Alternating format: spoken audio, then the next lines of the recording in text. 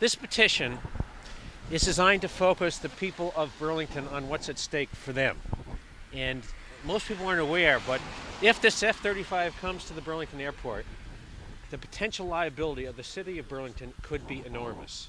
The problems with Burlington Telecom are child's play compared to the potential liability of the city of Burlington if the F-35 comes to town.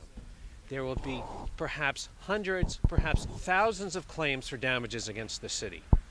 And we don't think that the people who run the city have yet brought that to the attention of the voters or acted accordingly. So what this petition does is it's saying to the city, wake up before it's too late, and it gives the people a chance to speak up, to voice their concern about the potential financial liability of the city if the F-35 comes. The details of it is it says to the city, we, the voters, don't want this to happen. It's a way for the voters to say to the city council, don't let this happen. Well, Jim, I have to ask, I don't know if you saw the statement from Eileen Blackwood yesterday. No, I haven't. City attorney. She said that she looked into the city's charter, and according to the city's charter, Burlington is unlike other towns in that the city council and the mayor alone are the ones voting on the budget. So just wondering the reaction on that part. I'm sure the petition is still valid for other reasons, but just reaction to that. Right. Yeah, we've looked carefully at that question, and Eileen's a wonderful lawyer, but she's wrong about this. And we hope that the city will either get a second opinion or bring this to court and let a judge decide. In fact, I think that's probably the ideal solution. If the city takes the position that this petition is unlawful, they should go to court and let the judge decide. And we're happy to answer that brief in court. Why is Blackwood wrong about it? Well, the state law specifically authorizes the petition that's here.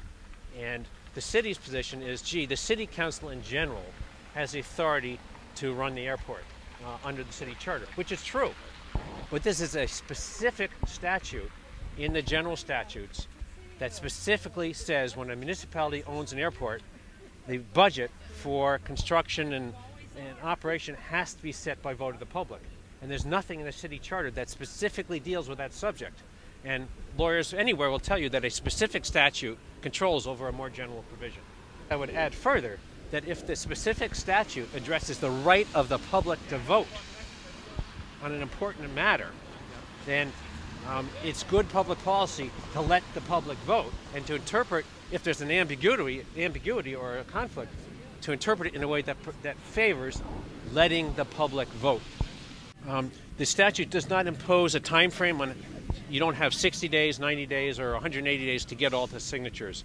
The statute doesn't impose that time limit. Whenever we have enough signatures, it will go into effect. And the idea is to bring it before the voters after you've reached that. Once we have enough signatures, then we submit it to the city, and unless the judge rules otherwise, it will be on the ballot for the public to vote on.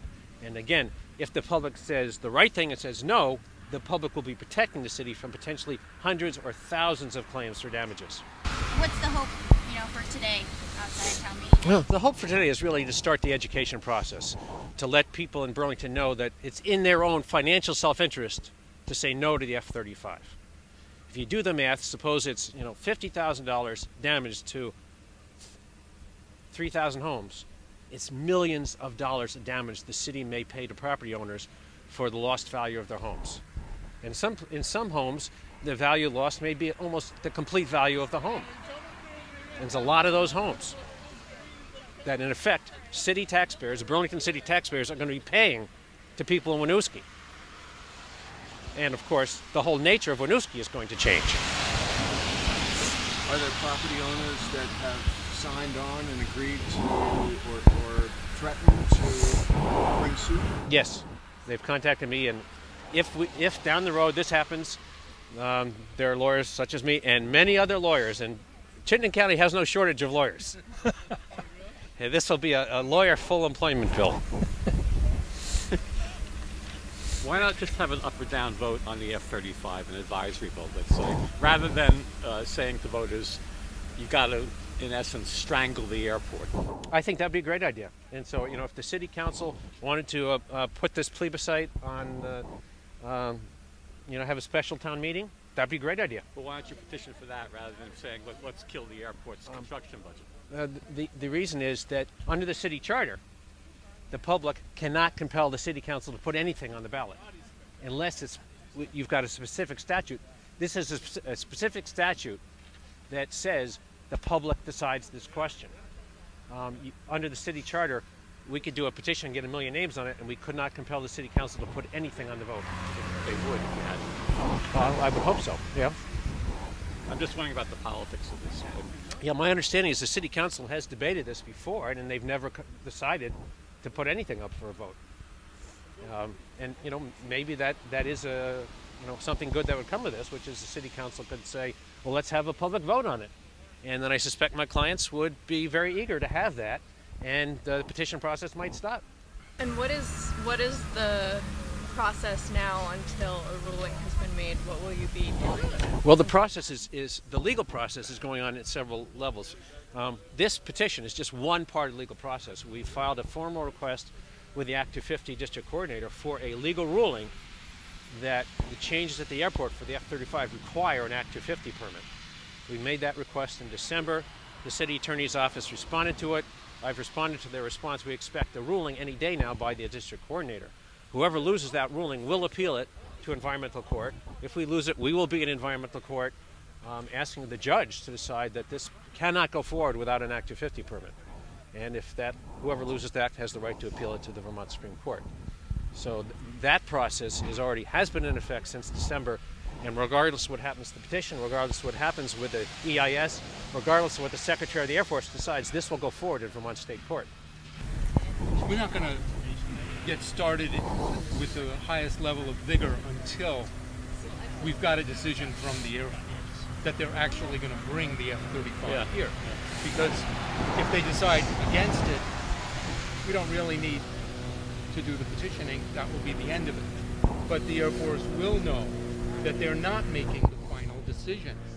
Some of our U.S. senators have said the Air Force makes the final decision. That's no longer going to be the case. It's going to be the voters in Burlington who are going to get to make a decision after the Air Force makes its decision.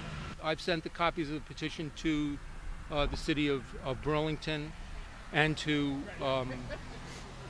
all the political leaders in the state, to our senators, congressmen, our governor. And there's a bill that George Cross has submitted in the legislature. He represents Winooski. I don't know if you've seen the bill. One of the bills George has submitted would create a compensation board to make it clear and relatively easy for affected property owners to be compensated, which is the fair thing to do, rather than forcing them to hire greedy lawyers to bring courts that will tie up the court system for decades. So it is part of it's in the mix in Montpelier as well. And I would say if the city of Burlington really feels they want the F-35 and they want to do the right thing, they should be supporting George's bill to make sure that everybody that's affected gets compensated. Of course, the taxpayer is going to end up paying for it, so maybe they don't want to. One of the strongest arguments the other side has raised, and the Air National Guard has raised, is that they're going to fly the plane some better way to mitigate the sound. They're going to work on mitigation. And so if they could do that, it might be worthwhile. But we know that it doesn't work, because if they could mitigate, we wouldn't be tearing down 200 houses in South Burlington right now.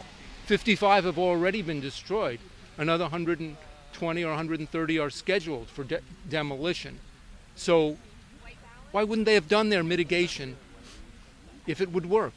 And the FAA says the only mitigation is to relocate the people and acquire the property and relocate the people who are living in that property. That other forms of mitigation don't work. EIS does not identify any One of the key purposes of an EIS is perhaps the fundamental purpose of an EIS is to look at mitigation. If you look at EISs that are done all across the country, that's what they look at, and they haven't found any mitigation for this project. It's not there. Except for relocation. Except for relocating people. They haven't found any noise barriers that work. There's nothing in the EIS that works except for getting rid of the people, tearing down the homes. For commercial development, like a hotel, you don't have children going out to play. For a residential neighborhood where you're going to have lots of children, what's the mitigation you can do to the houses? Just keep them indoors all the time? So I think that there's a serious problem. And the World Health Organization has been doing studies the last 10 years. Their conclusion is that this aircraft noise, particularly military aircraft noise, has serious negative cognitive effects on the development of children. They're saying that half the children are going to have cognitive impairment. This isn't something we need, and it's this plane is particularly focused on our affordable housing, on our neighborhoods. We have affordable housing. This is something that all the people of Vermont should be rising up to oppose and protect. The people in Winooski and in the neighborhoods in Burlington and South Burlington and Williston, where this is going to be affected. This is something we all have an obligation to help our neighbors with, and to say to the Air Force, bring this plane not to Burlington. Don't bring it here. This is not an appropriate place. The Air Force already agreed that they will not use the runway at Eglin Air Force Base that aims at Valparaiso. Well, they've already agreed that it's wrong to do that. They have another runway.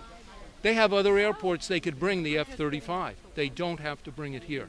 And this takes the data from the Air Force EIS and applies it to the city of Winooski using the grand list values that are reliable grand list values that are available from the state of Vermont Tax Department. And this shows that something like close to 80% of the housing units in Winooski are going to be in the zone that the FAA says is not suitable for residential use. 80% of the housing units in Winooski. That's what's going to happen if the F-35 comes to the airport.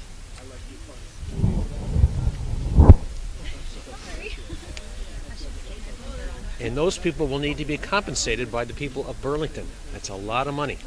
So the demolition of these 200 houses, has that been paid for by Burlington taxpayers? The city of Burlington got a grant from the Federal Aviation Administration to buy those houses. So it's really federal taxpayer money that's going to buy those houses rather than Burlington taxpayer money. But nobody expects that the city of Burlington and the airport will be able to get enough money to buy out 3,000 homeowners in all the towns around the airport, including Burlington, we're in Ward 1 right now, including this ward of Burlington. And the FAA-sponsored buyout program takes decades.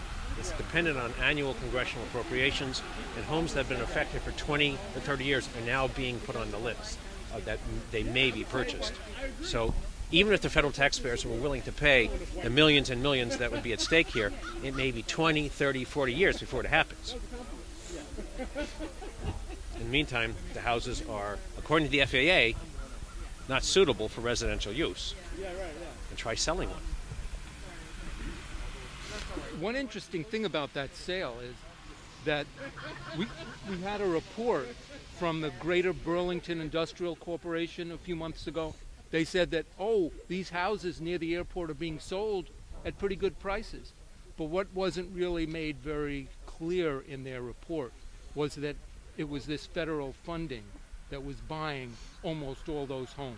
Of the 109 homes in their study, about 100 of them had been purchased at full price under this $40 million program of federal money. The FAA rules say that we will buy them from affected homeowners, and we will not pay fair market value, which is very low once there's the noise impacts.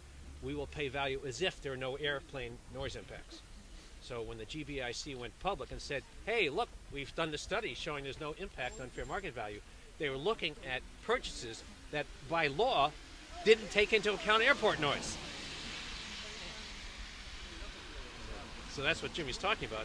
And the funding to do that for all the properties affected by the F-35 would be just extraordinary. And if it did happen, would be decades and decades away, as has happened already with the F-16.